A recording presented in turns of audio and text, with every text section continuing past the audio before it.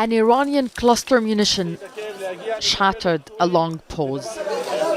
It had been 19 hours of relative silence from Iran, but at 7 a.m. local time, a fragmenting warhead struck nearly a dozen sites in its central region. In Bnei Brak, east of Tel Aviv, several people were injured. The missile caused major damage to homes and buildings, and Israeli media say at least 100 people were forced to evacuate their homes. The Psychological Flexibility Unit is currently working to provide treatment and evacuation for those suffering from psychological trauma and panic attacks. We're still conducting search operations. Further attacks from Iran continued on Wednesday morning. At one point, sirens blasted across nearly all of Israel, warning of coordinated attacks from Hezbollah and Iran. Some missiles targeted military bases near Tel Aviv, while others were fired towards southern Israel. Estimates suggest that Hezbollah launched 50 rockets and drones against northern Israel in 24 hours. Yemen's Ansarullah al-Houthi group also fired a missile into southern Israel. The Israeli army says it was intercepted. Tuesday is the eve of the Jewish holiday of Passover, and Israeli sources expect Iran and Hezbollah to increase their pressure on the ground.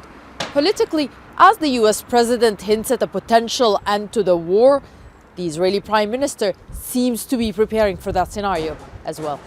Netanyahu delivered a short speech to the Israeli public, hailing what he called success of the Iran war.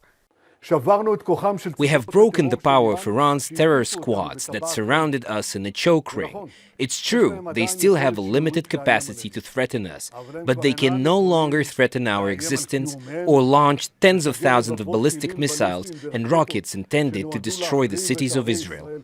This is far from ideal for a man who's made a career lobbying against Iran's threats, and a leader who had promised to dismantle the regime and stop these threats for good. Netanyahu delivered his 1,000th arrogant speech claiming, "I changed the Middle East." There was one word missing from that speech: almost.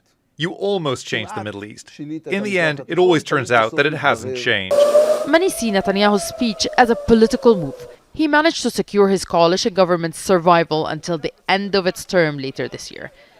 But if the war stops now, and with the continued Israeli casualties in southern Lebanon, Netanyahu might have a hard time selling this as a victory, and his push to stay in power could take a hit. Nida Ibrahim, Al Jazeera, Ramallah, occupied West Bank, Palestine.